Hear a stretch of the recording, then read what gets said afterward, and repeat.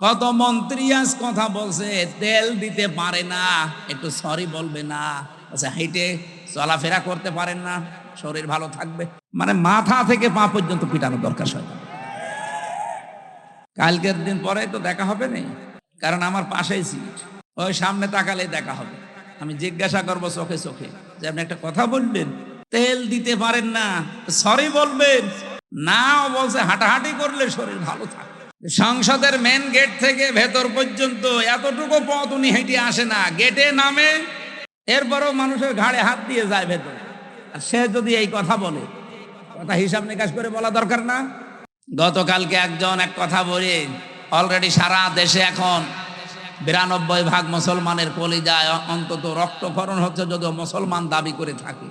উনি বলেছে ধর্মভিত্তিক রাজনীতি, ধর্ম কায়েম করার জন্য এই দেশে মুক্তিযুদ্ধ হয়নি। হয়েছে কিসের জন্য? ধর্ম যদি না থাকে এ দেশে, শুধু ইসলাম ধর্ম বলছি না, প্রত্যেকটা ধর্ম, কোন ধর্ম খারাপ কিছু করতে বলে না। ধর্ম যদি না থাকে আপনি কিভাবে থাকবেন, কোন পরিচয়ে থাকবেন বলেন?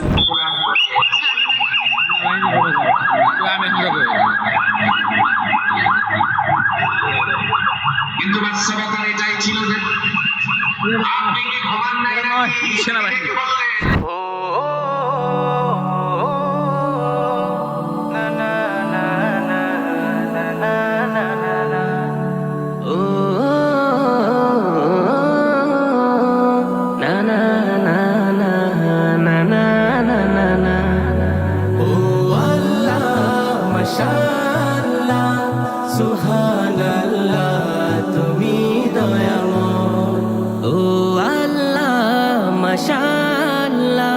সুবহানাল্লাহ, তুমি দয়াময়। এই দুনিয়ায় তোমারই কথায়, তোমার ইশারায় জানি সবই হয়। ও আল্লাহ মাশাআল্লাহ, সুবহানাল্লাহ, তুমি দয়াময়। ও আল্লাহ মাশাআল্লাহ, সুবহানাল্লাহ, তুমি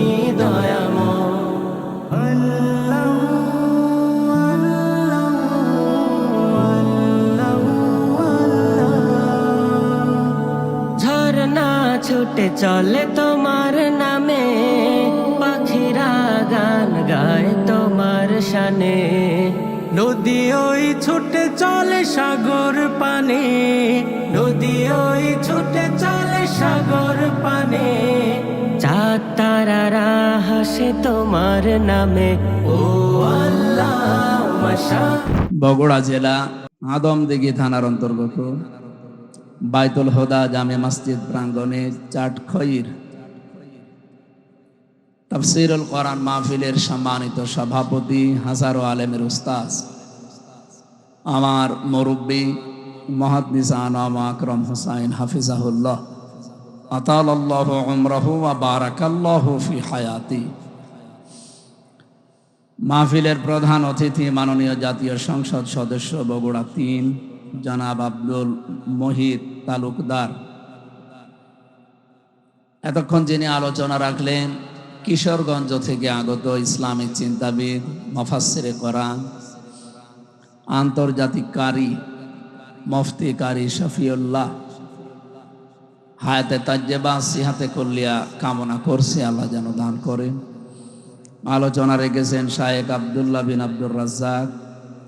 আগামীকাল যারা আসবেন, বিশেষ করে সারা বাংলাদেশের পরিচিত একজন আলোচক, ইসলামিক চিন্তাবিদ, মুফাসসিরে কোরআন, অধ্যক্ষ মোশতাক হোসাইন, মোশতাক ফয়েজি, পীর সাহেব নাগাইশ দরবার শরীফ কুমিল্লা। আলোচনা রাখবেন আগামীকাল মুফতি রেজাউল করিম আবরার। আরো যে সমস্ত মানুষের নাম আছে ওনারা আসবেন ইনশাআল্লাহ।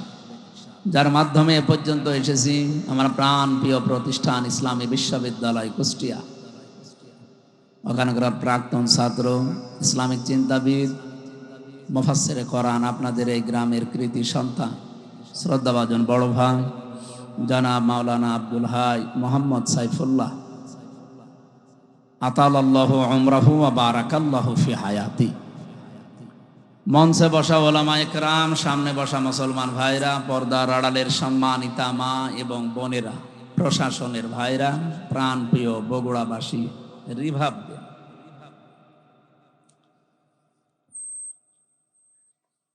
আমরা যতগুলো কথা সেই মাগরিবের পর থেকে শুনতেছি বিভিন্ন ওলামা একরামের মুখে, আল্লাহ যেন আমল করার তৌফিক দেন, হেদায়েত পাওয়ার জন্য। আল্লাহর নিকটে যারা বুদ্ধিমান, এই মানুষগুলোর পরিচয় আমরা কোরআনে কারিমে পেয়েছি। এলাকায় যেহেতু এটার সংসদীয় আসন বগুড়া ৩, আমার মনে হয় ৪.৫ লাখ ৫ লাখ মানুষ এই আসনে বাস করে। সবাই কোরআনের জন্য এখানে আসে না।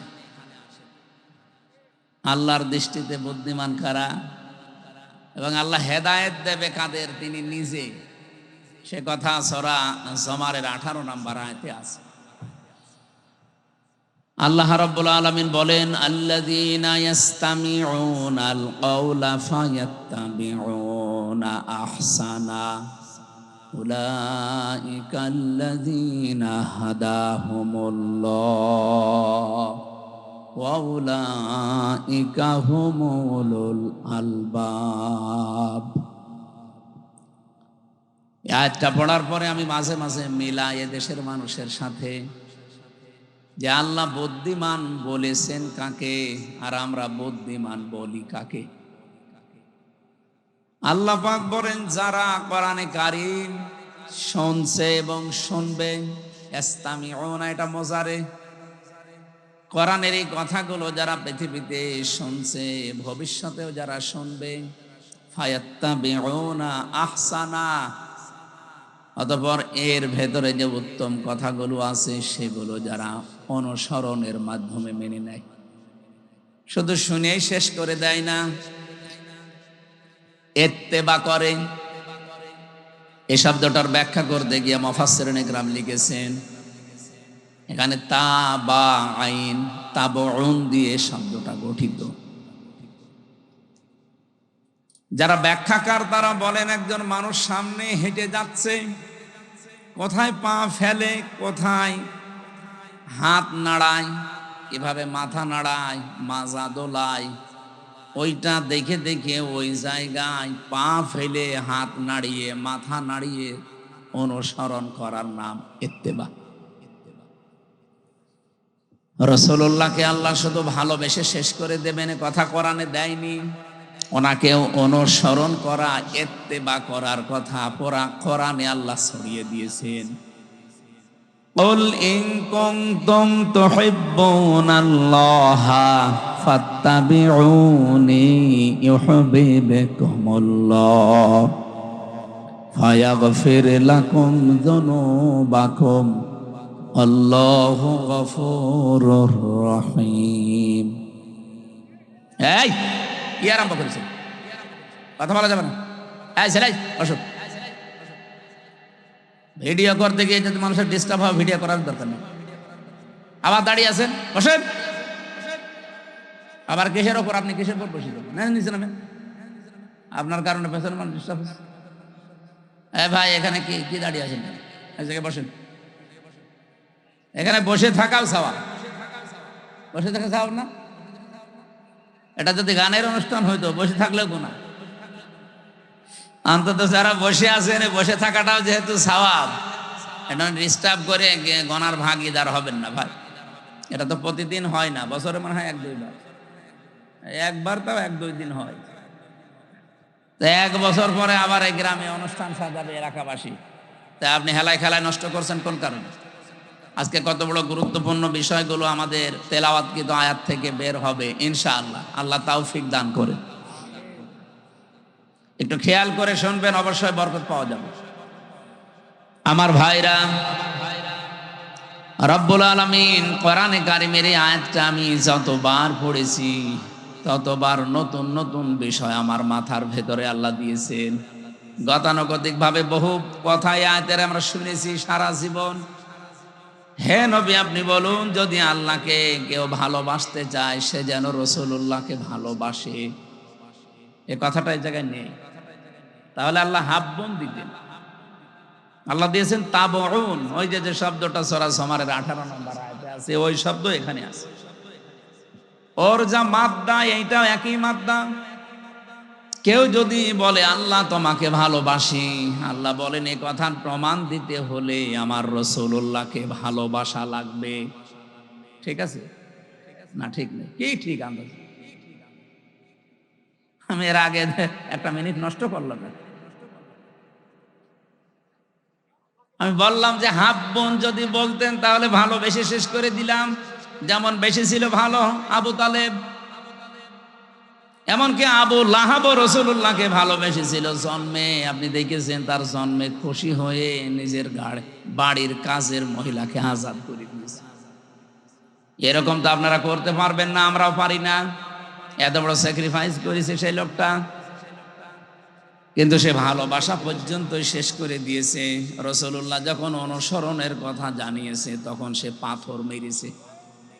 এই কথা বলেন না কেন?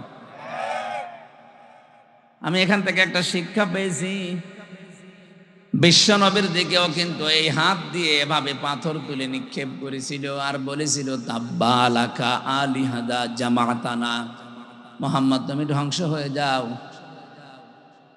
আমাদেরকে এই কথা বলার জন্য একত্রিত করেছো।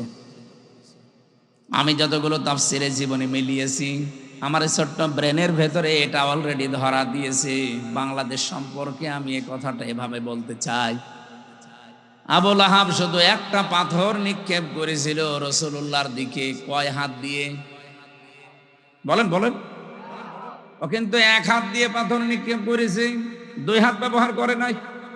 কিন্তু আল্লাহ কোরআনে কারিমে জবাব দেওয়ার সময় এক হাতের কথা দেয়নি, দিয়েছেন তাব্বাত ইয়াদা আবি লাহাবি ওয়া তাব।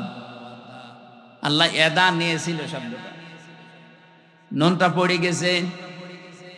ইয়াদুন না দিয়ে আল্লাহ এদা টান দিলেন কেন?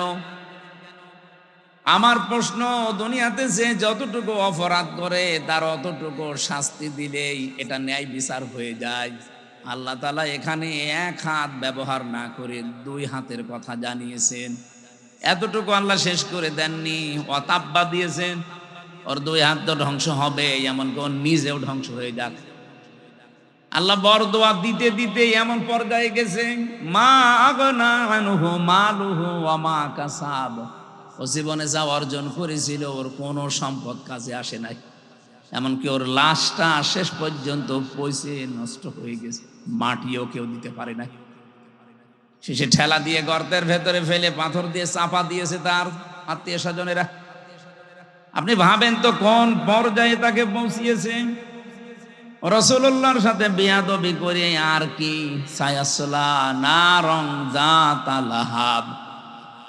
এখানে আল্লাহ সিন দিয়ে আরম্ভ করলেন। আমার মনে হয় ইয়াসলা নারং যাতা লাহাব দিলেও আমরা আলেমরা অর্থ করতে পারতাম, পারতেন না? সিন দিয়েছেন কেন? সিন, সাফা, কদ, লাম এরকম 13টা শব্দ আছে আরবি গ্রামারে। কোন সেন্টেন্সের আগে যদি একটা ব্যবহার হয়, বিশেষ করে সিন আর সাফা, তাহলে বাংলা অর্থ দাঁড়ায় অতি তাড়াতাড়ি, অতি শীঘ্রই। আল্লাহ তাআলা সেই 1500 বছর আগে ওর নামে বলতে বলতে এই পর্যায়ে এসেছেন যে অতি শীঘ্রই ওকে জাহান্নামের লেলিহান আগুনে প্রবেশ করাবো। অতটুকু আল্লাহ বলেন না যে না, ওমরাতু ওর স্ত্রী পর্যন্ত ওর সাথে থাকবে। এখান থেকে আমি সেই কয়টা শিক্ষা বের করতে পেরেছি, তার 1 নম্বরে এই লোকটা এক হাত ব্যবহার করে হাত ধ্বংস হয়ে গেল। তার কয়টা? ওনা এইটা দিয়ে মেরেছে, এইটা তো কিছু করে নাই, কিন্তু এই হাত নড়াচড়া করেছিল। আমি যদি এইটা এখন এখান থেকে অন্তত 20 হাত দূরে নিক্ষেপ করি, এভাবে হাত তো ব্যবহার করছি একটা, আর এইটা নড়াচড়া করবে। কি কথা বলছেন না কেন? আল্লাহ যে নড়াচড়া করেছিল এই জন্য এই হাতও রাখে নাই, এটাও ধ্বংস করে দিয়েছে।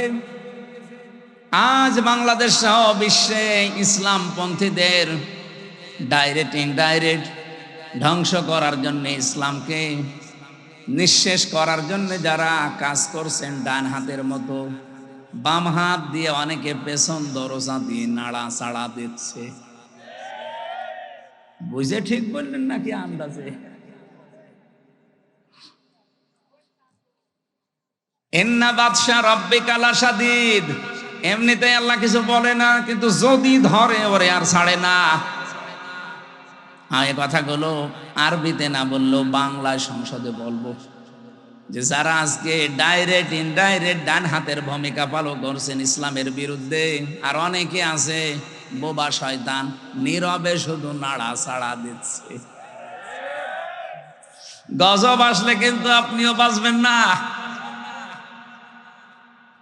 বলেন তো, যে দুইজন চাচার নাম বললাম, আবু লাহাব, আবু তালেব। আবু তালেব এত ভালোবেসেছে রাসূলুল্লাহকে, তার পুরা জীবন আমি পড়ে দেখেছি। এই লোকটা নিজের সন্তান হযরতে আলীকে বিছানায় রাখতো না, ভাইয়ের ছেলে এতিম মুহাম্মদ রাসূলুল্লাহকে নিজের কাছে নিয়ে ঘুমাতো।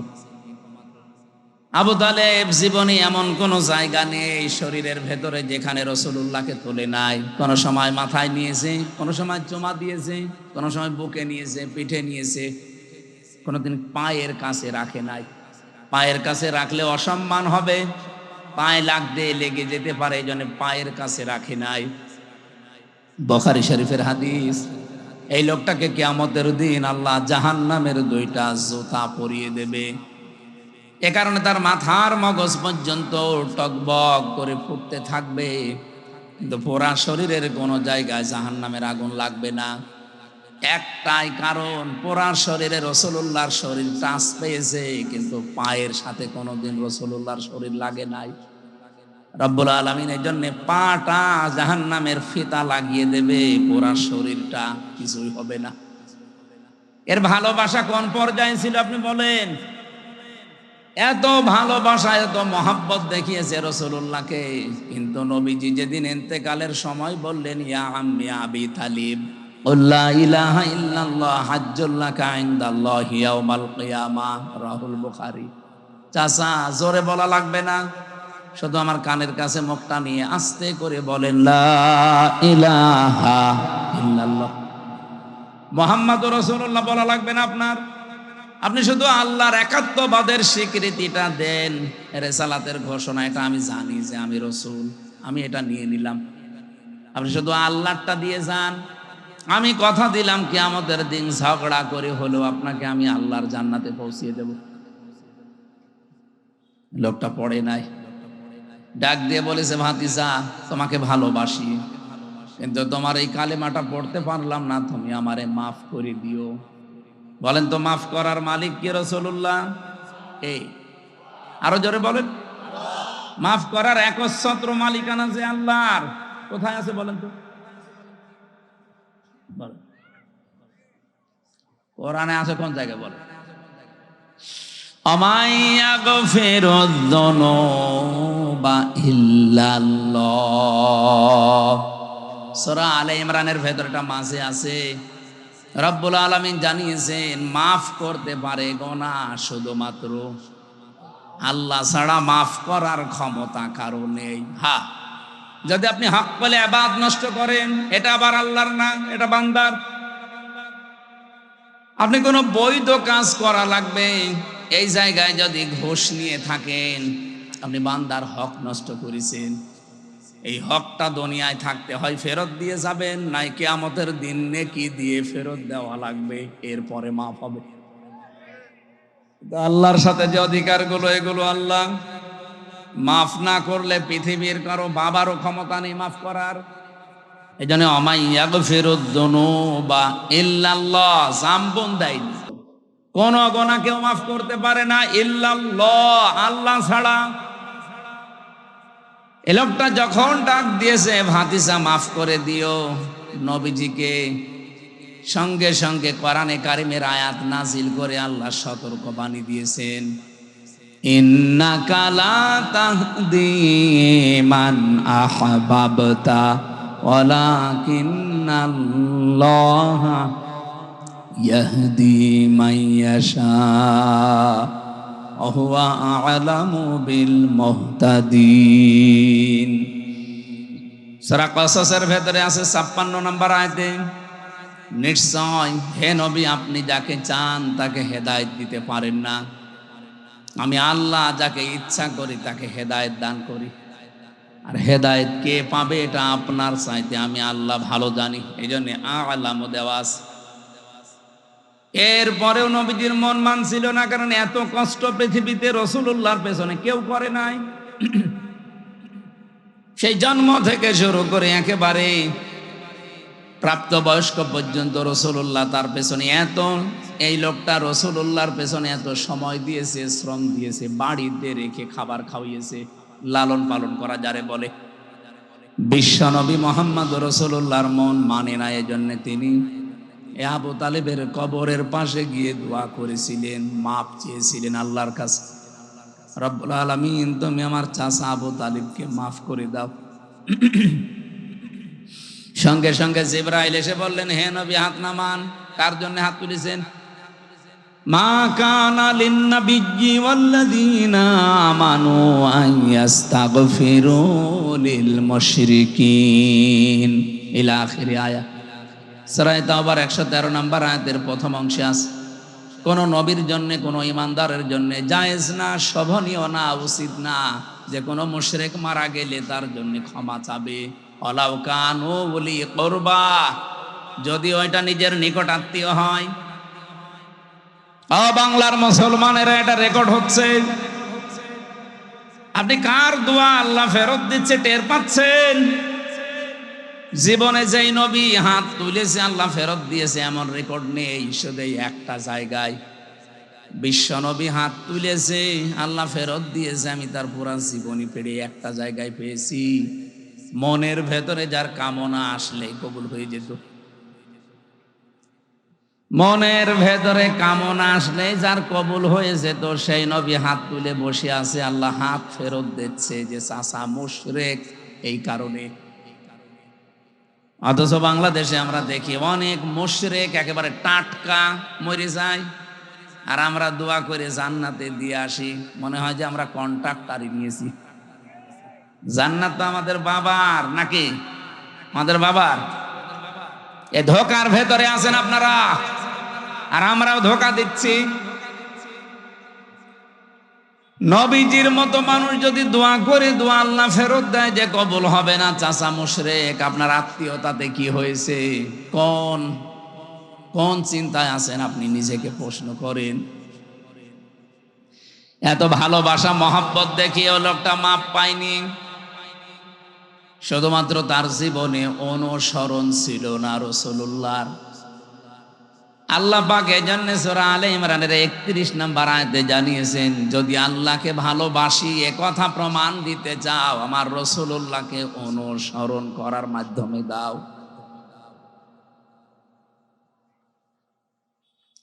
ইউহিব্বুকুমুল্লাহ, এক নম্বরে আমি আল্লাহ নিজেই তোমাদেরকে তাহলে ভালোবাসা আরম্ভ করছি এবং করব, করেছি না। ইউহিব্বু এটাও মজারে, কেউ যদি রাসূলুল্লাহকে অনুসরণ আরম্ভ করে আমার আল্লাহ তাকে ভালোবাসা শুরু করবে। এদিকে তাকান ভালো করে, এই শব্দটা বোঝেন। কোরআনের কোন শব্দ যদি কেউ বোঝার জন্য চেষ্টা করেন 500 রাকাত নফল নামাজের সওয়াব হবে। এই যে ভাই, এই কে, এটা কে? ঠিক আছে,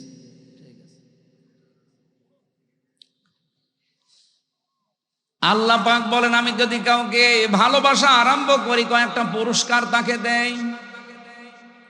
ওয়াগফির লাকুম যুনুবাকুম আল্লাহু গফুরুর রহিম।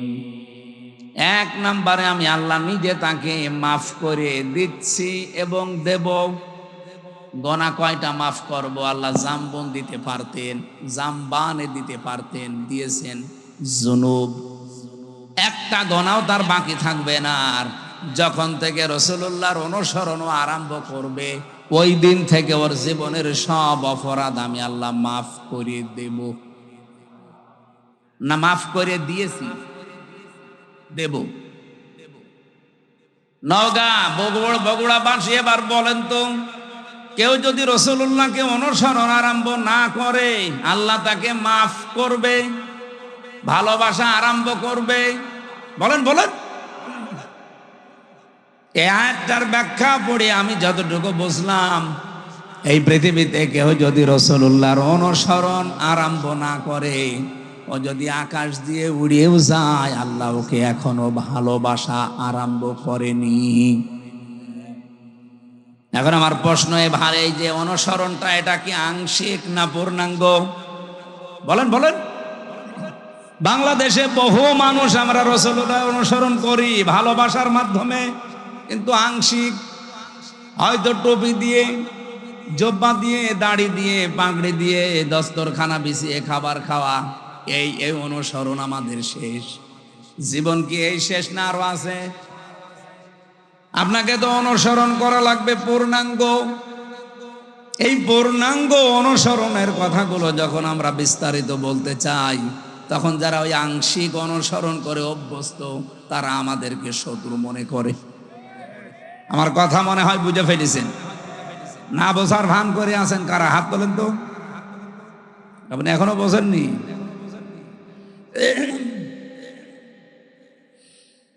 বগুড়াবাসী, এখান থেকে আজকে সিদ্ধান্ত নিয়ে যাবেন, জীবন আর কয়দিন আছি আমি রাসূলুল্লাহর অনুসরণ আর আংশিক করতে চাই না। যত ঝড় ঝাপটা আসুক না কেন, অনুসরণ আমি করতে চাই পূর্ণাঙ্গ। কথা বলেন না কেন?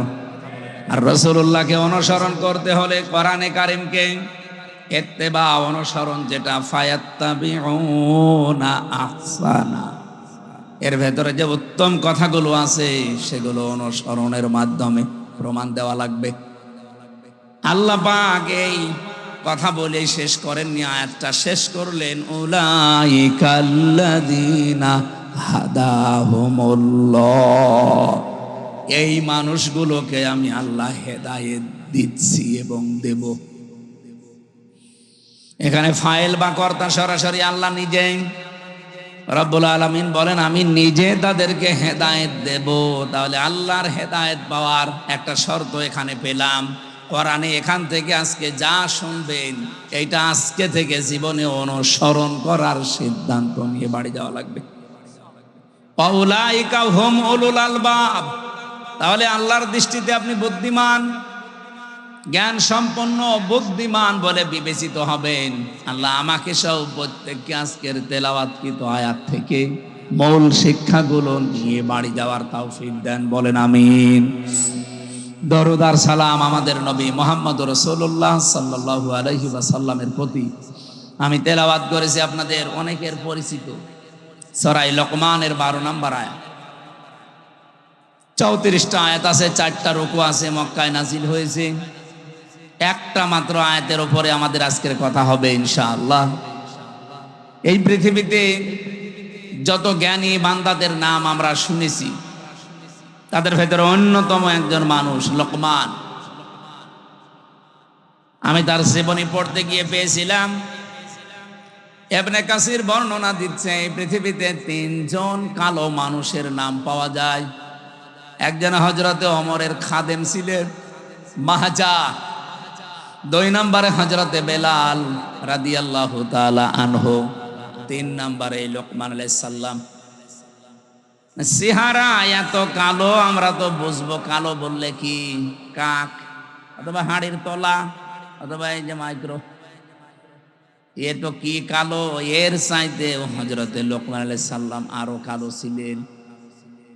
তার ঠোঁট গুলো ছিল ঝুলে যাওয়া, মাথার চুলগুলো ছিল উস্কো খুস্কো, চেহারা ছিল একেবারে বেটে, মানে একেবারে শর্ট। বলেন তো, চেহারার যে বর্ণনা এতক্ষণ বললাম, ওনাকে যদি এখন সামনে আনি বারবার দেখতে মনে চাবে। অথচ এই মানুষটার মর্যাদা আল্লাহর কাছে এত বেশি, রব্বুল আলামিন কোরআনে কারিমের 34টা আয়াত সম্বলিত একটা সূরা তার নামে নাজিল করে তাকে চিরন্তন করে দিয়েছেন। তাকে চিরন্তন করেছিলেন কোন কোন কারণে? যে সমস্ত কারণগুলো আছে কোরআনের 34টা আয়াতের ভেতরে, অন্যতম হচ্ছে তিনি তার সন্তানকে, সবাইকে না, তিনি তার সন্তানকে ওসিয়ত করেছিলেন আল্লাহ রব্বুল আলামিনের সম্পর্কে। ওসিয়ত আর নসিহত কিন্তু এক না। ওসিয়ত শব্দটার বাংলা অর্থ হয় জোরালো ভাবে তাকিদ দিয়ে বলাকে। হযরতে লোকমান আল্লাহ পাক বর্ণনা দিয়েছেন, ওয়াইদে ক্বালা লোকমানু লিবনিহি ওয়া হুয়া ইয়াইযুহু ইয়া বুনাইয়া লা তুশরিক বিল্লাহ ইন্নাশ শিরকা লা যুলমুন আযীম। স্মরণ করো ওই সময়ের কথা যখন হযরতে লোকমান তার সন্তানকে ডাক দিয়ে বলেছিলেন, হে আমার কলিজার টুকরা সন্তান, লা তুশরিক বিল্লাহ, আল্লাহর সাথে শিরিক করা যাবে না। ইন্নাশ শিরকা লা যুলমুন আযীম, অবশ্যই শিরক একটা বড় জুলুম। এটা বড় গুনাহ না, এই জায়গায় বড় জুলুমের কথা বলা হয়। পৃথিবীতে যত জুলুম হতে পারে সব চাইতে বড় জুলুম আল্লাহর দৃষ্টিতে শিরিক করা।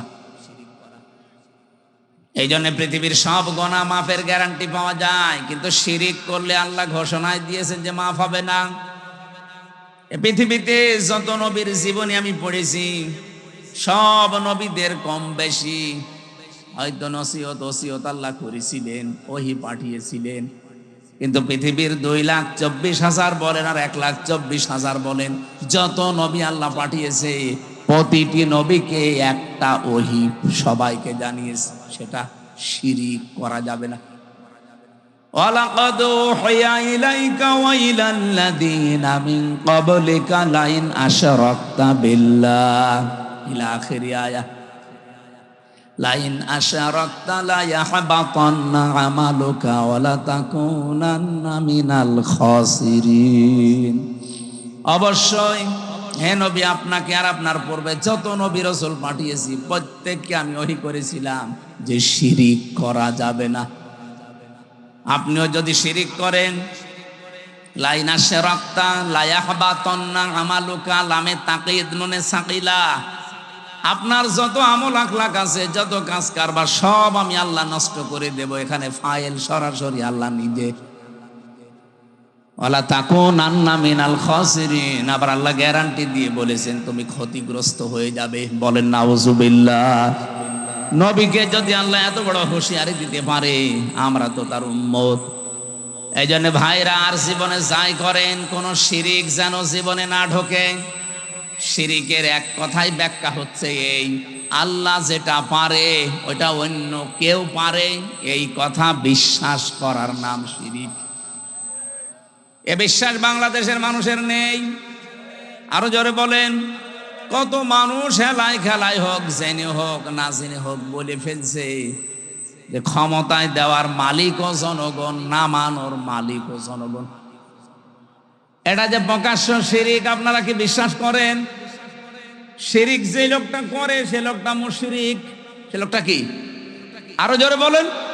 ইন্নাহু মান ইউশরিক বিল্লাহ ফাকাদ হারামাল্লাহু আলাইহিল জান্নাহ।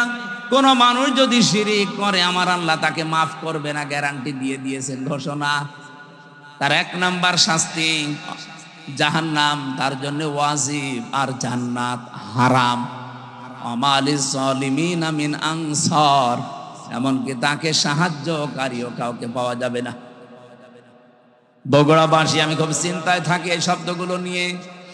বহু মানুষের জীবনে নামাজ, রোজা, হজ, যাকাত, পর্দা এগুলো আমরা পাচ্ছি, কিন্তু শিরিক রন্ধ্রে রন্ধ্রে ঢুকে আমাদের সব আমলগুলো অলরেডি নষ্ট করে ফেলছে। আহ্বান জানাচ্ছি, যাই করেন হিসাব নিকাশ করে, শিরিক যেন জীবনে না ঢোকে আমাদের। হযরত লোকমান তার সন্তানকে টাকা পয়সার সাথে আমার পরে ক্ষমতায় যাওয়া লাগবে কি করে, এইটা তিনি পরিচয় করাননি। হযরত লোকমান তার সন্তানকে পরিচয় করিয়েছিলেন কার সাথে? আরো জোরে বলেন। রব্বুল আলামিন এই উপদেশ বাণীতে, এই ওসিয়তে এত খুশি হয়েছেন। এই ওয়াজটা শোনার পর রব্বুল আলামিন এবার শুধুমাত্র হযরতে লোকমানের ছেলেকে না, কিয়ামত পর্যন্ত যত সন্তান দুনিয়ায় আসবে সব সন্তানের জন্য আল্লাহ নিজে এবার ওসিয়ত করলেন, ওয়াসাইনাল ইনসানা বিওয়ালিদাইহি হামালাতুহু উম্মুহু ওয়াহনান আলা ওয়াহান তামাম পৃথিবীর সব মানুষকে, এ মানুষ বলতে শুধু মুসলমান না, হে লোকমান, তুমি তো সন্তানকে টাকা পয়সা কিভাবে কামাই করা লাগবে, কিভাবে ক্ষমতা দখল করা লাগবে, প্রভাব প্রতিপত্তি এলাকায় অর্জন করা লাগবে, এ পরিচয় করাওনি। তুমি পরিচয় করালে আল্লাহর সাথে, আমি আল্লাহ এখন দায়িত্ব নিয়ে তোমার সাথে তোমার সন্তানের পরিচয় করিয়ে দিলাম। শুধুমাত্র তোমাকে না, অবশ্যই না, ইনসান আছে। ইনসান মানে শুধু মুসলমান না, ইনসান মানে মানুষ। বলেন তো, হিন্দু কি মানুষ না? আরো জোরে বলুন। এলাকায় যদি কোনো অন্য ধর্মের ভাইরা বোনেরা থাকেন, কোরআনে কারীম আপনাকে ইঙ্গিত দিয়েছে যে পৃথিবীর সব মানুষের প্রতি আল্লাহর ওসিয়তে, এই ওসিয়ত মানে কিন্তু জোরালো ভাবে বলা, গুরুত্ব দিয়ে জোর দিয়ে বলা। আমি আল্লাহ জোর দিয়ে তামাম পৃথিবীর সব মানুষকে বললাম, পিতা মাতা যাদের আছে তাদের সাথে ভালো ব্যবহার করা লাগবে। এ ঘোষণা কার? কোরআনে কারিমে যেখানে মা বাবার কথা আমি পেয়েছি, সেই জায়গায় দেখেছি কোন জায়গায় 3টা, কোন জায়গায় 5টা, কোন জায়গায় 7টা, খালি ব্যাখ্যা দিয়েছেন আল্লাহ। অন্যান্য কত মানুষের নাম তো কোরআনে আছে, কই এত ব্যাখ্যা তো আল্লাহ দেননি। এত বেশি ব্যাখ্যা আমার বাবার নামে আল্লাহ নিজে দিয়েছেন। রব্বুল আলামিন ব্যাখ্যা দিতে দিতে এমন সুন্দর সুন্দর শব্দগুলো চয়ন করলেন কোরআনে। أخفض لهما جناح الذل من الرحمة وقل رب ارحمهما كما ربياني صغيرا। বলেন আল্লাহু আকবার। আল্লাহ বলেন অখফিজ। অখফিজ শব্দের শাব্দিক অর্থ হচ্ছে ডাউন করা, এরপরে ফল করে দেওয়া। শুধু ডাউন করার নাম অখফিজ না, ডাউন করার পরে ফল করে দাও। জানাহাদ দুল্লে, জানাহুন মানে ডানা, জিল্লুন মানে নম্রতা বা ছায়া, দুইটা অর্থই হয়। তোমার যে ছায়া আছে ডানার, এটা শুধুমাত্র ডাউন করবা না, ফল করে দিবা। আমি আয়াতটা পড়ার পর একবার চিন্তা করেছিলাম, আল্লাহ পাক কেন ডানার কথা দিলেন? কোন মানুষের তো দুনিয়ায় ডানা হয় না, ডানা হয় পাখির। কার? আমাদের কি ডানা আছে? না, আমাদের আছে হাত। আল্লাহ তাহলে ইয়াদুন দিতে পারতেন, ইয়াদুন না দিয়ে, অদুদা না দিয়ে আল্লাহ জানাহুন দিয়েছেন। এটা ধার করে নিয়ে এসেছেন পাখির কাছ থেকে। পাখির কাছ থেকে ডানা ধার করে আল্লাহ আমাদেরকে লাগিয়ে উদাহরণ দিলেন কেন? ডানা তো পৃথিবীতে আরো অন্যান্য জিনিসের আছে, হেলিকপ্টারের ডানা আছে, এরোপ্লেনের ডানা আছে, না নেই? সেই ডানা আল্লাহ তো নেননি, নিয়েছেন পাখির কাছ থেকে। আপনি হেলিকপ্টার, এরোপ্লেনের যে ডানা, এটা শুধুমাত্র ডাউন হয়, ফল হয় না। ফল হলে উড়বে না। এমনকি এর ভেতরে মোলায়েম কিছু নেই, সব শক্ত মজবুত। আর পাখির যে ডানা, এর ভেতরে পর আছে, পালক, এত সফট, এত কোমল, এত নরম। একটার সাথে একটা যখন লেগে যায়, পাখি যখন তার বাচ্চাদেরকে এই ডানার নিচে একটার সাথে আরেকটা পর লাগিয়ে দেয়,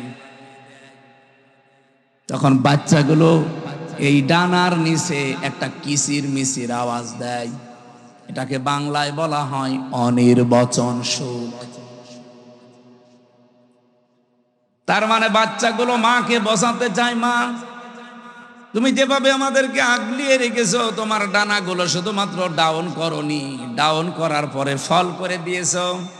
এই জন্য আমরা এমন নিরাপদে আছি যে আমাদেরকে আর অন্তত কোনো শত্রু দেখতে পাচ্ছে না, আমাদের ক্ষতি হওয়ার আর কোনো সম্ভাবনা নেই। আল্লাহ পাক বলেন, পৃথিবীর সন্তানেরা, মার বাবা তোমার জীবদ্দশায় যেন এইটা মনে করে যে আমার সাইফুল্লাহ থাকতে আমার আর কোনো চিন্তা নেই। আমার মনে হয় এরকম কথা মনে করার মতো সন্তান বাবা মা অনেক কম। অধিকাংশ পরিবারের সন্তান থাকা এটা আরো ঝামেলা। গতকালকে একটা ভিডিও দেখছিলাম, একটা সন্তানকে তার মা বাবা সম্পদ দিয়ে যায়নি, এই জন্য বাবার কবর ভেঙে দিচ্ছে। এটা দেখেন গায়বান্ধা। এক সাহাবী এসে বলেছিল, হে রাসূল, আমার বাবা আমাকে কিছু দেয়নি, আমি কি করব? বিশ্ব নবী বলেন, কিছু যদি না দেয়, ছোটবেলায় যা দিয়েছে কিয়ামত পর্যন্ত হায়াত পেয়েও সেটা শোধ দিতে পারবা না। বাবা যা বলে ওইটাই ফাইনাল, যদি আল্লাহ রসুলের বিরুদ্ধে না যায়।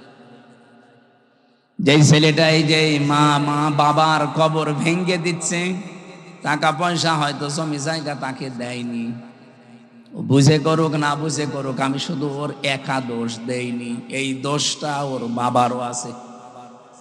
কারণ যেই শিক্ষাটা দিলে সন্তানে আচরণ করবে না, সেই শিক্ষা ওর বাবা ওকে দেয়নি। যেই শিক্ষা দিলে আল্লাহর পরে মা আর বাবার স্থান এটা জানা যায়, ওই রকম শিক্ষাগুলোই মনে হয় আপনাদের এলাকায় বিভিন্ন জায়গায়। সাইফুল্লাহ ভাই বলছিলেন প্রায় 17টা কয়টা মক্তব চালু আছে, 11টা 13টা। এইরকম সন্তানগুলো যে সমস্ত এলাকায় আছে, এই 13টা 15টা 20টা করে যদি সব উদ্যোগ নিয়ে নিয়ে যে শিক্ষা পেলে আপনার কবর ভাঙবে না, আরো কবরের পাশে দাঁড়িয়ে দোয়া করবে, এইরকম আব্দুল হাই সাইফুল্লাহর মতো সন্তান আমরা তৈরি করতে চাই। আল্লাহ পাক প্রতিটি জেলায় প্রতিটি এলাকায় এরকম মানুষ যেন তৈরি করে দেন, বলেন আমিন।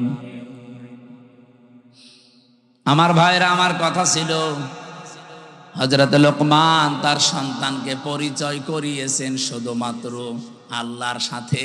আমার আল্লাহ বলেন, আমি দায়িত্ব নিয়ে তামাম দুনিয়ার সব সন্তানকে পরিচয় করালাম তার মা আর বাবার সাথে। এমন একটা সুন্দর উদাহরণ আল্লাহ কোরআনে সেট করলেন। তোমার মা বাবা যদি পৃথিবীর সব কিছু তোমাকে ছেড়ে দিতে বলে, নবীজি বলেন মা আর বাবার জন্য সব কিছু ছেড়ে দেওয়া তোমার জন্য ফরজ, যদি ওটা জায়েজ হয়। এখানে একটা মাসলা আছে, যেহেতু আলেমরা বসে আছেন, মায়ের কথা শুনে কিন্তু স্ত্রীকে তালাক দেওয়া জায়েজ নেই। এত সম্মান যে মায়ের, এত সম্মান যে বাবার, আপনি মায়ের কথা মতো স্ত্রীকে তালাক দিতে পারবেন না, কিন্তু বাবার কথা মতো পারা যাবে। কারণ বউ আর শাশুড়ির ভেতরে যে সম্পর্কটা মার মেয়ের মতো হওয়া দরকার, এটা 100টার 98টা পরিবারে আজ বাংলাদেশে নেই। এই কথা বলে না কেন? এ ওর দোষ ধরে, ও এর দোষ ধরে। অথচ ওইটা যদি ওনার নিজের মেয়ে হতো, কোনোদিন ওইভাবে ভুল ধরতো না। আর ওইটা যদি ওর নিজের মা হতো, কোনোদিন দোষ ধরতো না। আল্লাহ ভালো জানে যে দুইজনের ভেতরে মিল হয় না, হচ্ছে না। এই জন্য মায়ের কথা মতো হুট করে আপনি বউ তালাক দিতে পারবেন না। বাবার কথা মতো যদি ওটা জায়েজ পর্যায়ে যায়, তাহলে বউ বাদ দেওয়া জায়েজ আছে। আমার ভাইরা, আমি একটা বাস্তব কথা বলছি। আজ বাংলাদেশের আমার যতটুকু ধারণা আমি দেখি এবং শুনি, এদেশের আজ 100টা পরিবারের 90টা পরিবারে শান্তি নেই, শুধুমাত্র বউ আর শাশুড়ির এই ছোট মনের কারণে। আমরা আহ্বান জানাবো, মেয়েরা যারা এসেছেন, আপনাদের মনটা আপনারা উদার করবেন। কয়দিন থাকবেন এই দুনিয়াতে? এই ছোট্ট দুনিয়ার ফেরেবে পড়ে যদি বিশাল আখেরাত আপনি পরিবারেই নষ্ট করে ফেলেন, আপনার মতো কি বলবো আহাম্মক আর কেউ নেই। প্রত্যেককে আহ্বান জানাচ্ছি, নিজের মায়ের মতো মনে করে চলেন। নিজের মাও তো কত দোষ করে, ভুল করে, আপনি সবই সহ্য করে নেন, মাফ করে দেন। নিজের মেয়েও তো কত ভুল করে, না জানলে শিখিয়ে দেন। শাশুড়িগুলো যদি এই পর্যায়ে তৈরি হয়, আর পুত্রবধূগুলো যদি মেয়ের মতো তৈরি হয়, বাংলাদেশের পরিবারে স্বামীদের হাড়ের রোগ হবে না। বিয়ে করেনি তো হাসতেছে, বিয়ে করলে টের পেল। বিয়ে যারা করে নাই, ওরা এই ঔষধ এখনো পায়নি। আমি তো যতটুকু দেখছি, হাজারো পরিবারে আজ আমরা পুরুষ মানুষ যারা হাড়ের রোগী, এই বউ আর শাশুড়ির এই ছোট মনের কারণে। এই এলাকায় মনে হয় এরকম মহিলা নেই। সম্মানিত মা বোনেরা, শুধু নামাজ পড়া, রোজা রাখার, কালো বোরকা পরা ইবাদত না, শাশুড়ির সাথে মায়ের মতো আচরণ করাও ইবাদত, পুত্রবধূর সাথে নিজের মেয়ের মতো আচরণ করাও এটা ইবাদত। আপনি কিন্তু জালেম হয়ে মরবেন। এই শাশুড়ি যারা কিছু হলেই শুধু ছেলের কানে কানে তুলে দেয়, এতে তাল লাগায়, এর কারণে ছেলেটার তার বউকে দেখতে পারে না, পরিবারে অশান্তি হয়, মেয়েটা অশান্তিতে থাকে। এই শাশুড়ি এরকম মন যাদের আছে, এরকম আচরণ যারা করেন, আপনি কিন্তু জালেম হয়ে মরবেন। এরকম শাশুড়ি কার বাড়িতে আছে একটু হাত তোলেন দেখি। এই এলাকায় তো ভালো মানুষ সব, দেখালাম তো, অনেক ভালো এলাকা।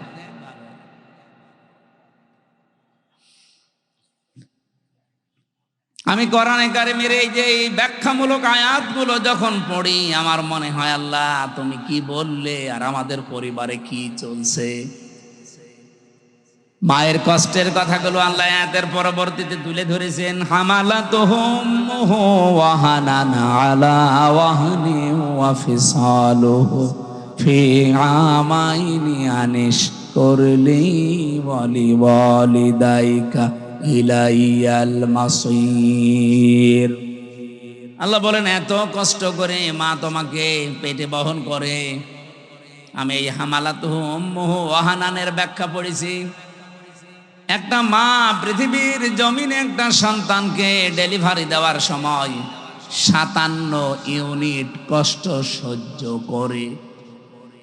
বিজ্ঞানী আয়াতের ব্যাখ্যা করতে গিয়ে জানিয়েছে, এই পৃথিবীর যত শক্তিশালী মানুষ হোক, এমনকি যদি ডোনাল্ড ট্রাম্প হয়, ও সর্বোচ্চ 47 না 45 ইউনিট কষ্ট সহ্য করতে পারবে। 45 ইউনিটের বেশি কষ্ট দিলে ডোনাল্ড ট্রাম্প মরে যাবে।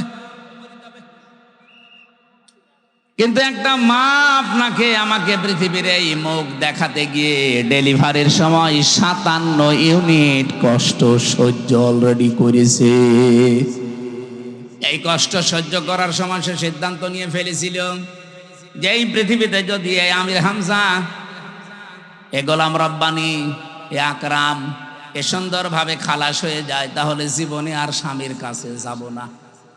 কিন্তু আমির হামজা যখন দুনিয়ায় আসে, আকরাম যখন দুনিয়ায় এসে যায়, আকরামের হামজার চেহারা দেখার পরে এই যে কষ্টটা 10 মাস 10 দিনের ডেলিভারির, আল্লাহ বলেন সব আমি মুছে ফেলে দেই। আমরা যারা সন্তান আছি, আমাদেরকে যেহেতু পরিচয় আল্লাহ করিয়ে দিচ্ছেন মা আর বাবার সাথে, এই পৃথিবীতে আমরা জানি আল্লাহ পাক বাদে কারো আইন মানা জায়েজ। ওয়াকাদা রাব্বুকা আল্লা তা'বুদু ইল্লা ইয়্যাহু ওয়া বিল ওয়ালিদাইনি ইহসানা। আল্লাহর আইন মানা কি সবাই বলেন? আর মা বাবার আইন মানা না ফরজ না। মা বাবার আইন মানা ফরজ না। ওয়া বিল ওয়ালিদাইনি ইহসানা, মা বাবার সেবা করা ফরজ। আর যার মা বাবা তার সেবা করা ফরজ। কথা বোঝা গেছে? যার মা বাবা, সে নারী হোক আর পুরুষ হোক, তার সেবা করা ফরজ। অন্য কেউ যদি না করে তার গুনাহ হবে না, হ্যাঁ সে যদি দায়িত্ব পালন করে তাহলে তার সওয়াব হবে। অনেক শ্বশুর আছে, শাশুড়ি আছে, আন্দাজে মন খারাপ করে, হ্যাঁ ইসলামী মাইন্ডের পরিবার থেকে বৌমা নিয়ে আসলাম, আমার খেদমত করে না। আরে বৌমা আপনার খেদমত করবে কোথায় পেয়েছেন আপনি? আপনার খেদমত যদি করা দায়িত্ব হয়ে থাকে, ফরজ হয়ে থাকে, এটা আপনার সন্তানের। তো ঠিক বললে তো হচ্ছে না, কারণ বহু সন্তান আমরা চাই।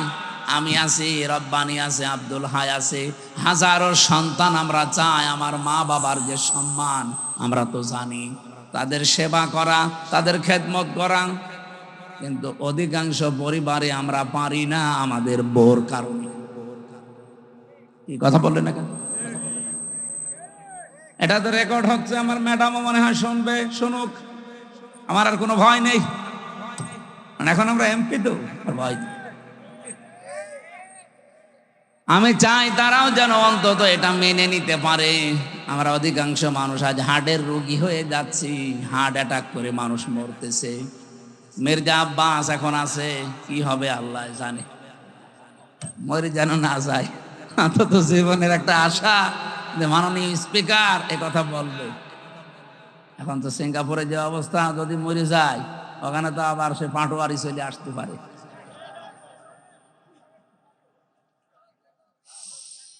বগুড়াবাসী, এবার আমি যে কথা তুলতে চেয়েছিলাম, আমার 8টা পয়েন্টের উপর আজকে আলোচনা আমি নোট করেছি।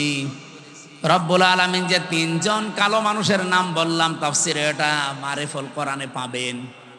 এই 3জন কালো মানুষের ভেতরে হযরতে লোকমান একজন। আল্লাহ পাক বলেন, আমি আল্লাহ তার মর্যাদা এত বেশি বাড়িয়েছি কেন জানো? ওয়ালাকাদ আতাইনা লোকমানাল হিকমাতা, অবশ্যই আমি লোকমানকে জ্ঞান দিয়েছিলাম, হিকমা দিয়েছিলাম, আর তাকে এই কথা বলে দিয়েছিলাম, আনিশ করলি ওমা ইয়াশকুর ফাইন্নামা ইয়াশকুরু লিনাফসি, আনিশ করলিল্লাহ, যে আমি আল্লাহর শুকরিয়া আদায় করো, কৃতজ্ঞ হও। যে ব্যক্তি আল্লাহর শুকরিয়া আদায় করে সে যেন নিজের জন্যই করে।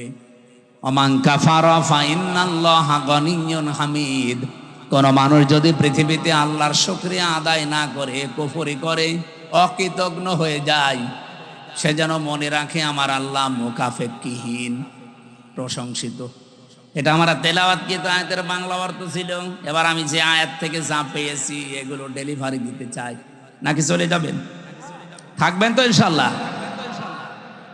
হযরতে লোকমান বলেন, ইন্নী খাদামতু,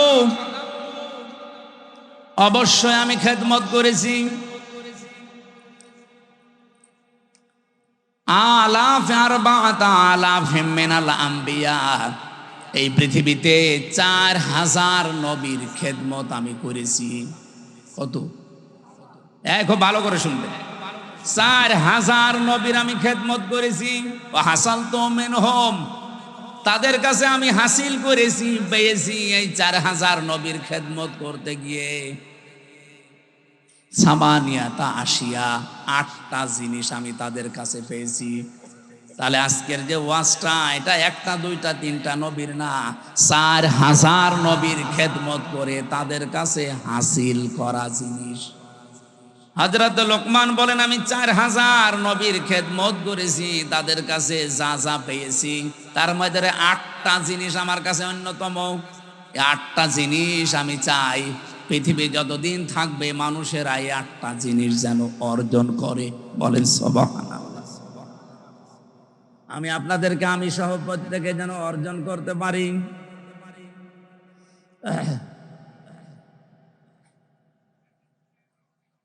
বারবার কল মানুষ দেন, বিবেক আছে, শুনে জানেছে। আর 1 নম্বরে 8টা শিক্ষার ভেতরে আমি পেয়েছি নবীদের কাছ থেকে যে নামাজের ভেতরে মন তৈরি করা লাগবে। কিসের ভেতরে? প্রশ্ন আসতে পারে, সব নবীর না জামানায় কি নামাজ ছিল? হ্যাঁ, হযরতে আদম আলাইহিস সালাম থেকে শুরু করে মুহাম্মদুর রাসূলুল্লাহ পর্যন্ত যত নবী আল্লাহ দুনিয়াতে পাঠিয়েছেন, প্রত্যেক নবীকে আল্লাহ পাক কম বেশি সেজদার হুকুম দিয়েছিলেন। হ্যাঁ, তাদের হয়তো এভাবে 5 ওয়াক্ত ছিল না, কিন্তু সেজদা দেওয়ার নিয়ম ছিল, কারণ সেজদা ছাড়া কেউ আল্লাহর নিকটবর্তী হতে পারে না। আসজুদ ওয়াক্তারিব, সেজদা দাও, আল্লাহর নিকটবর্তী হয়ে যাও।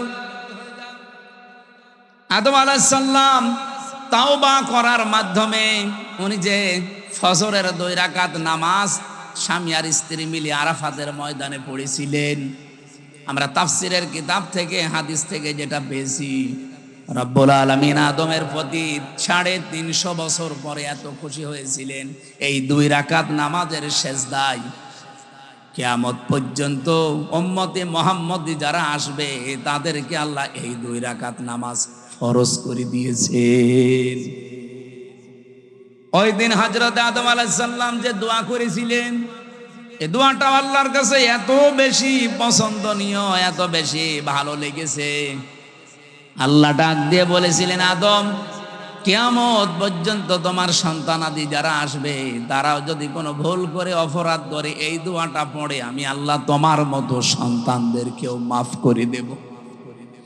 আদমের সন্তান আমরা যারা জবান খুলে পড়েন রব্বানা যালামনা আনফুসানা ওয়া ইল্লাম তাগফির লানা ওয়া তারহামনা লানাকুনান্না মিনাল খাসিরিন।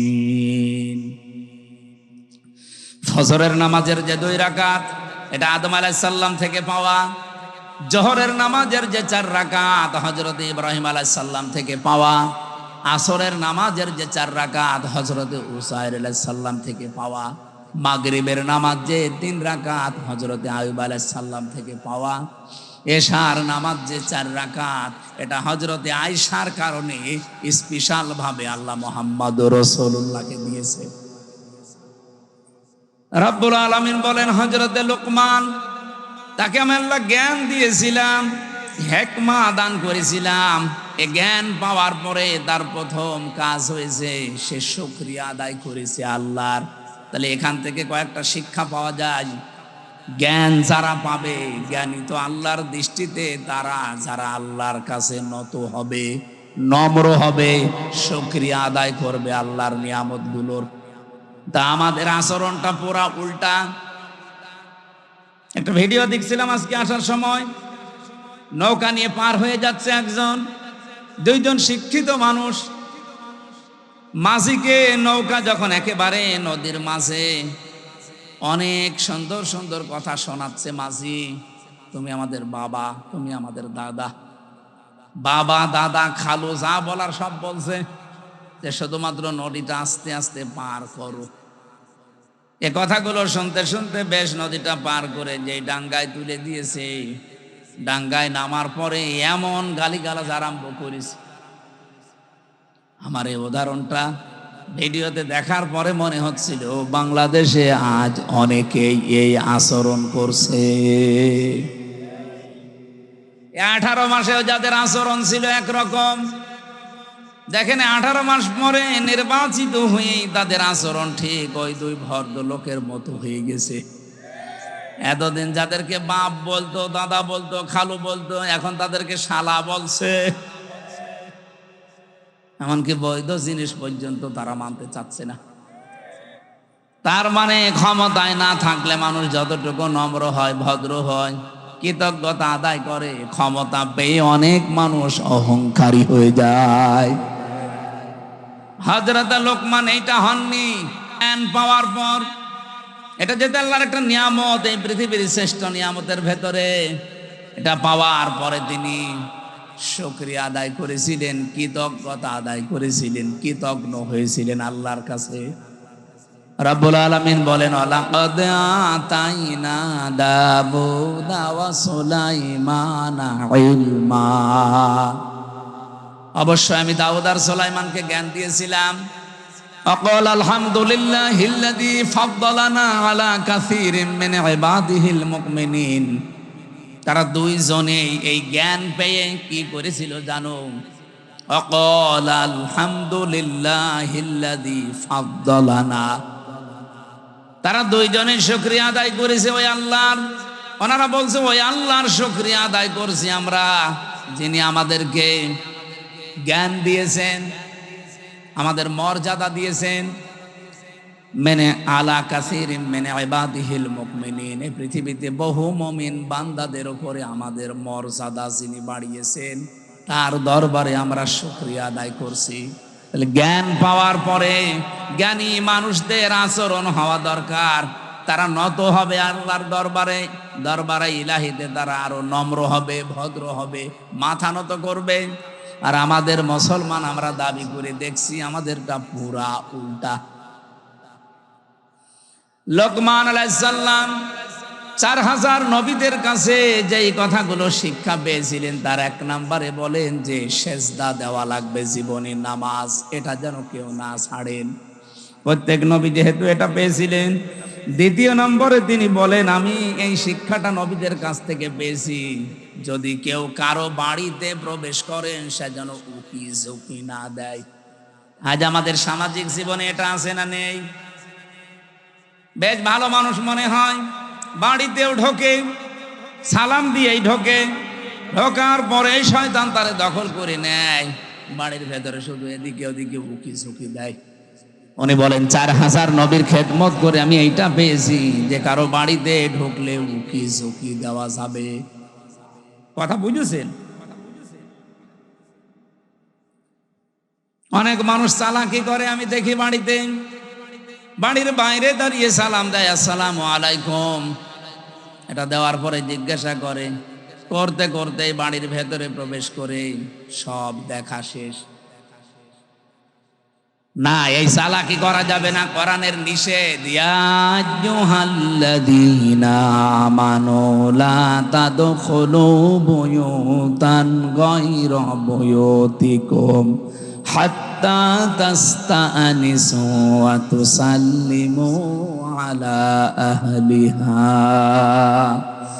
রব্বুল আলামিন বলেন, হে নবী, ইমানদারদেরকে বলেন নিজের ঘর হোক আর অন্যের ঘর হোক, সালাম দেওয়া অনুমতি ছাড়া কারো বাড়িতে যাওয়া, এটা আমাদের আজ সামাজিক জীবনে আছে। বলেন বলেন, এটা আল্লাহ যেন আমাদের মেনে চলার তৌফিক দেন, বলেন আমিন। এটা অনেকেই হেলায় খেলায় নষ্ট করে, আমলটা করতে চায় না। না, এটা কোনো অনেক গুরুত্বপূর্ণ বিষয়, কোরআনে আল্লাহ যেহেতু দিয়েছেন। বহু মানুষ এই ছোট্ট আমলটার ভেতরে, এরপরে আমি কিছু আয়াতের ব্যাখ্যা পড়ে তাফসিরে দেখেছি, আজ যারা নিজেদের স্ত্রীকে প্রথম 1 বছর 1.5 বছর 2 বছর ভালো লাগে, কিন্তু এরপরেই দেখি সংসার আর টেকে না, নিজের বউর চাইতে অন্যের বউ দেখলেই কেমন যেন ভালো লাগে। এরকম মানুষ দেশে নেই? আপনি আছেন এরকম? এই রোগ দেশে আছে না নেই বলেন তো? প্রথম কিন্তু ভালোই লাগে। কালকেও একটা বিচার এসেছিল আমার কাছে, প্রায় রাত 10:30 পর্যন্ত এটার বিচার আমি করেছি। একজন মাওলানা, আমি নাম নিলাম না, উনি এসে ওনার স্ত্রী সহ 2 জনই এসেছে। স্ত্রীর অভিযোগ হচ্ছে যে এমপি সাহেব, এ স্বামী আমারে প্রথম বিয়ের 3 মাস 4 মাস 6 মাস 1 বছর খুব ভালোবেসেছে, কিন্তু এখন যেন আমার দিকে ওর আর মন নেই। মাওলানা আমারে আস্তে করে বলছে যে হ্যাঁ, আসলে তো কথা একেবারে মিথ্যা না, প্রথম ভালোই লাগতো, কিন্তু এখন আমার অন্যের বউ দেখলেই ভালো লাগে, আমারটা আর ভালো লাগে না। বললাম এইটা একটা রোগ, এ রোগের ঔষধ আছে না নেই? বলেন বলেন। কুল্লিল মুমিনিনা ইয়াগুব্বু মিন আবসারিহিম ওয়া ইয়াহফাযু ফুরুজাহুম যালিকা আযকা লাহুম ইলা আখিরি আয়াত। হে নবী, মুমিন পুরুষদেরকে বলেন তারা যদি এই 2টা ঔষধ খেতে পারে, 1 নম্বরে আপনি চক্ষুকে নিম্নগামী করবেন, 2 নম্বরে লজ্জা স্থানের হেফাজত করবেন। হ্যাঁ, বহু ডাক আসবে, বহু ষড়যন্ত্র চক্রান্ত শয়তান বিছিয়ে রাখবে। এই 2টা ঔষধ যদি কেউ মাত্র 1টা মাস একটু পালন করতে পারেন, আল্লাহর কসম আমি এই আয়াতের বিশ্বাস নিয়ে বলছি, আপনার নিজের বউ ভালো লাগবে, অন্যের বউ তখন আপনার কাছে খারাপ লাগবে। আপনি 1টা মাস একটু করে দেখেন, চক্ষুকে নিম্নগামী করবেন, যেটা দেখা যায় নেই ওইটা দেখবেন না, আর নিজের লজ্জা স্থানটা একটু বাঁচিয়ে রাখেন। 1 মাস 6 মাস 1 বছর না, 1 মাস যদি এভাবে একটু কন্টিনিউয়াস করা যায়, আল্লাহর সাহায্য আসবে। তখন আর এই হাজারো পরিবারে যে সংসার আজ ভেঙে যাচ্ছে, এইটাও বন্ধ হবে। এখানে যারা এরকম রোগী আমরা আছি, আমরা যেন রোগ মুক্ত হতে পারি, আল্লাহ তৌফিক দেন, বলেন আমিন। সত্যি করে বলেন তো, এরকম রোগ আছে কার? কোন এলাকায় ওয়াজ করতে আসলাম গো? এটা সব আল্লাহর ওলি। এরকম কোন রোগ তো এলাকায় নেই। এটা শুধু পুরুষের ক্ষেত্রে না, মেয়েদের ক্ষেত্রেও আজ হাজারো পরিবারে খালি ডিভোর্স আর ডিভোর্স চলছে, এই একটা মাত্র কারণে, নিজের চোখের হেফাজত নেই। 2 নম্বরে লজ্জা স্থানের হেফাজত করে না। স্বামী বাড়ি না থাকলে বহু মহিলা আছে আল্লাহকেও ভুলে যায়, স্বামীকেও ভুলে যায়। এই 2টা জিনিসের গ্যারান্টি একটু নেন।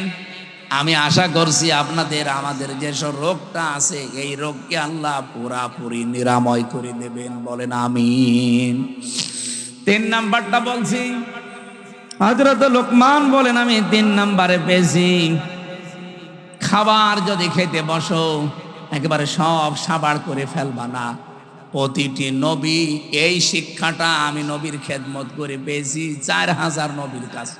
তারা কোনোদিন যা খেতে বসেছে সব সাবাড় করেনি। এই জন্য প্রত্যেক নবীর বুক ছিল বড় আর পেট ছিল ছোট। আমরা এমন উম্মত, আমাদের কোনো বুক নেই, শুধু পেট। আমি সংসদে আমার ডাইনে বামে সামনে পেছনে যেখানেই তাকাচ্ছি শুধু ভড়ি আর ভড়ি, খালি আমারই ভড়ি নেই। আমার বামে যেটা ওইটা ভড়িওয়ালা, ডাইনে যেটা ওইটা ভড়িওয়ালা। নাম নিলাম না, আপনি দেখতে পাবেন কালকে পরশু দিনই। কি ভড়ি গো! মাঝে মাঝে আমার মনে হয়, আল্লাহ এদের ভড়ি দেখে তো মহিলারা লজ্জা পাবে। ছেলে মেয়ে হয় আমাদের আর ভড়ি হয় এর। কি পেট, আখেরি পেট। নবীদের এরকম পেট হয়নি কেন? কারণ নবীরা 3টা সুন্নাত আদায় করে খাবার খেতেন। 1 ভাগ খাবার, 1 ভাগ পানি, আর 1 ভাগ হজম করার জন্য খালি রাখতেন। এই জন্য নবীদের পেট বড় হয়নি, বড় হয়েছে বুক। তাদের এই বুক বড় হওয়ার কারণে তারা জালেমদের সামনে মাথা নত করে নাই, সত্য বলতে ভয় পায় নাই। কথা বলছেন না কেন? আজ বাংলাদেশে আমাদের যদি সত্যি বুক থাকতো, আমি যেমন টার্গেট নিয়েছিলাম সংসদে, আমি যদি নির্বাচিত হতে পারি 100 দিনের ভেতরে আমি কুষ্টিয়ার সদর আসনে অন্তত 100 দিনের ভেতরে যতগুলো অফিস আদালত আছে সবগুলো জনবান্ধব করে তুলব। আর এটা করতে গেলে আমি নিজেও জানতাম যে অনেকের মন পাওয়া যাবে না।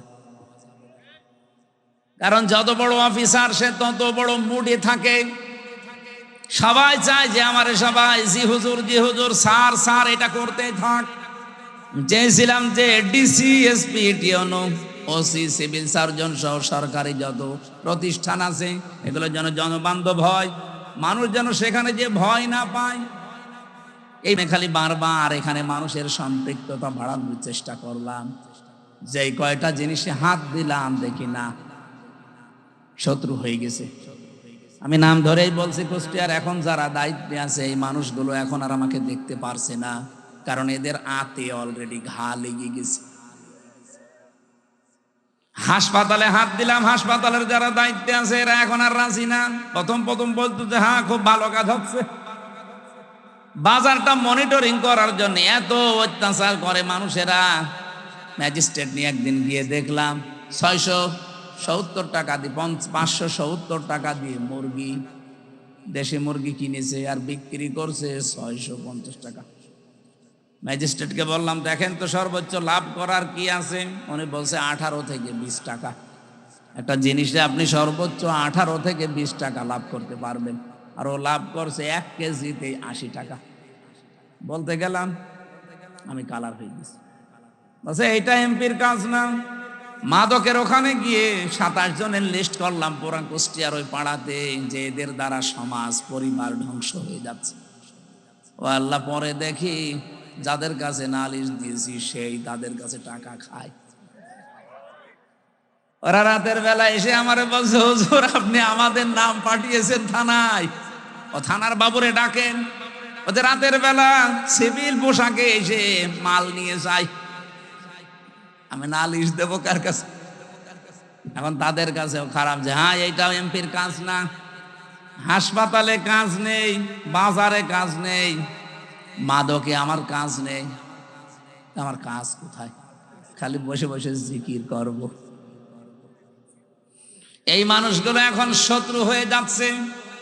যে লোকটা একটু বন্ধু মতো ছিল সাবেক ডিসি, তারা অলরেডি শত্রুতা করে তাড়িয়ে দিয়েছে, কুষ্টিয়া থেকে বদলি করে দিয়েছে। এত বড় অপরাধ করার পরও কোনো অনুশোচনা তাদের নেই। এই মানুষগুলো বুক উঁচু করে মাইকের সামনে বলে আমাদের কথা শোনে না, এই জন্য তাকে আমরা বদলি করে দিয়েছি। লজ্জা। আমি ওই দিনই স্ট্যাটাস দিয়েছিলাম যে সৎ, যোগ্য এবং ভালো মানুষের কদর বাংলাদেশে নেই। যে যত বড় দুর্নীতিবাজ সে এই দেশের তত বড় হিরো।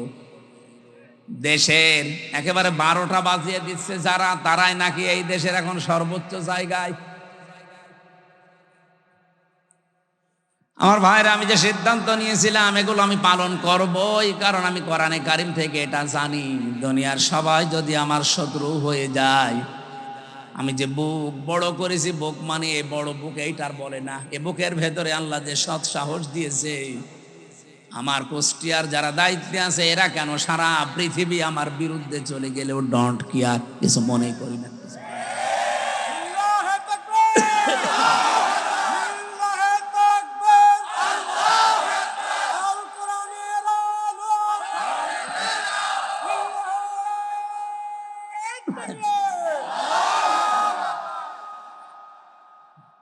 নির্বাচনের আগে যেই কথাগুলো মাওলানা হোসাইন একটা টাচ দিয়েছিল, এত বেশি শত্রুতা বাংলাদেশে কোনো এমপির বিরুদ্ধে কেউ করে নাই।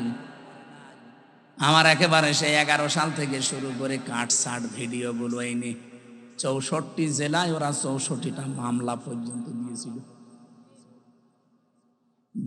কে দিয়ে?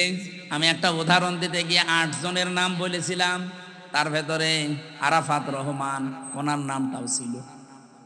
ওনার নামের ওই শেষে যে দুটো শব্দ আছে, ওই শব্দটাকে আমি বলেছিলাম এটা যদি কয়কার না দিয়ে কেউ কয়হস্যু দেয় তাহলে পাল্টিয়ে যায় নামটা। এইরকম আরো 8টা নাম বলেছিলাম, সেগুলো বলে নাই। এই 15 সেকেন্ডের ভিডিও ছেড়ে 64 জেলায় 64টা মামলা দিয়েছে। ওরা মনে করেছিল মামলা দিলে মনে হয় এ বসে যাবে। আরে ভাই, আমি তো আয়না ঘরে থাকা মানুষ, জেল ও তো আমার কাছে শ্বশুর বাড়ি মনে হয় না। আয়না ঘরে থেকে আমি ফাঁসির কন্ডেম সেলের ভেতরে ছিলাম 3 বছর, খেয়ে না খেয়ে আমি ঝুলেছিলাম প্রায় 11 ঘন্টা, মাথা নিচের দিকে পা উপরের দিকে দিয়ে। আর আপনি আমার এখন ভয় দেখাচ্ছেন মামলা ও ছাতা তো আমি গুলিয়ে খেয়ে ফেলবো। এই জন্য আমাদের বুক বড় করা লাগবে ভাই। মাওলানা আব্দুল হাই সাইফুল্লাহ ভাই, আমার বড় ভাই, আমি চাই আমাদের বুক যেন এরকম বড় হয় নবীদের মতো। প্রতিটি নবীর বুক ছিল বড়, তার মানে বুকের ভেতরে সাহস ছিল, আর পেট ছিল একেবারে ছোট। আজ বাংলার আলেম ওলামাগুলো যদি আমরা বুক বড় করতে পারতাম, বুকের সাহস নিতে পারতাম, আমার মনে হয় রাম বাম আর জেনারেল মানুষগুলো আলেমদের কদর আরো বেশি করত। এ দোষ শুধু আমাদের নিজেদেরই। আমি বুক বড় বলতে কিন্তু শুধুমাত্র একেবারে ডোনাল্ড ট্রাম্পের মতো এভাবে বুক বড় বোঝাইনি, এর ভেতরে সাহস লাগবে, ঈমান লাগবে। হযরত লোকমান বলেন, আমি নবীদের কাছে 4000 নবীর কাছে এইটা পেয়েছিলাম, 4 নম্বরে পেয়েছি। প্রত্যেকটা নবীর কাছ থেকে যে কথা বলতে হলে হিসাব করে বলা লাগবে। কত মানুষ আজকে কথা বলছে দেখেন, হিসাব নেই। কত মন্ত্রী আজ কথা বলছে, তেল দিতে পারে না, একটু সরি বলবে না, আচ্ছা হেঁটে চলাফেরা করতে পারেন না, শরীর ভালো থাকবে। মানে মাথা থেকে পা পর্যন্ত পিটানো দরকার শয়তান। কালকের দিন পরে তো দেখা হবে না, কারণ আমার পাশেই সিট, ওই সামনে তাকালে দেখা হবে। আমি জিজ্ঞাসা করবো চোখে চোখে যে আপনি একটা কথা বলবেন, তেল দিতে পারেন না, সরি বলবেন না, বলছে হাঁটাহাঁটি করলে শরীর ভালো থাকে। সংসদের মেন গেট থেকে ভেতর পর্যন্ত এতটুকু পথ উনি হেঁটে আসে না, গেটে নামে, এরপরও মানুষের ঘাড়ে হাত দিয়ে যায় ভেতর। আর সে যদি এই কথা বলে, কথা হিসাব নিকাশ করে বলা দরকার না? গতকালকে একজন এক কথা বলে, অলরেডি সারা দেশে এখন 92% মুসলমানের কলিজায় অন্তত রক্তক্ষরণ হচ্ছে, যদিও মুসলমান দাবি করে থাকে। উনি বলেছে ধর্মভিত্তিক রাজনীতি, ধর্ম কায়েম করার জন্য এই দেশে মুক্তিযুদ্ধ হয়নি। হয়েছে কিসের জন্য? ধর্ম যদি না থাকে দেশে, শুধু ইসলাম ধর্ম বলছি না, প্রত্যেকটা ধর্ম, কোন ধর্ম খারাপ কিছু করতে বলে না। ধর্ম যদি না থাকে আপনি কিভাবে থাকবেন, কোন পরিচয়ে থাকবেন বলেন? সুতরাং কথা যারা বলবেন হিসাব করে বলবেন। 5 নম্বরে উনি বলেন, আমি পেয়েছি নবীদের কাছ থেকে সব সময় আল্লাহকে সঙ্গে রাখা লাগবে। 6 নম্বরে আমি পেয়েছি এই পৃথিবীতে কবরের চিন্তা করা লাগবে। 7 নাম্বারে আমি 2টা জিনিস অর্জন আর 2টা জিনিস বর্জন পেয়েছি। 7 নাম্বারে পেয়েছি সব সময় মানুষ জানো অন্তত মরা লাগবে এই চিন্তাটা মাথায় নিয়ে ঘোরে। যখনই চিন্তা হবে যে মরা লাগবে, ওর দ্বারা দুর্নীতি করা সম্ভব না।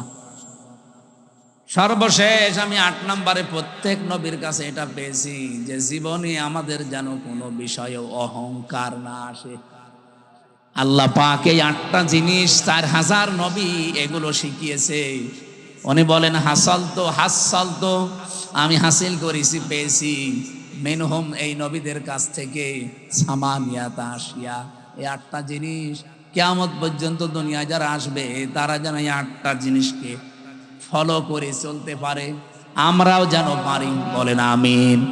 ওমাই ইয়াশকুর ফাইন্নামা ইয়াশকুরু লিনাফসি। আল্লাহর কোনো লাভ নেই, এভাবে শুকরিয়া আদায় করে চলতে পারলে লাভ আমাদেরই। কারণ আমার আল্লাহ 2টা নাম এখানে দিয়েছেন, গনিয়্যুন হামিদ। উনি মুকাফেক্কিহীন এবং প্রশংসিত। আমরা যদি কেউ দুনিয়ায় প্রশংসা আল্লাহর না করি, আল্লাহর ক্ষমতা হারিয়ে যাবে। বলেন বলেন। সুতরাং আল্লাহ পাক সম্মানিত উপস্থিতি, মাহফিলের আজীবন দাতা সদস্য করার জন্য ওনারা আপনাদের আহ্বান জানিয়েছে।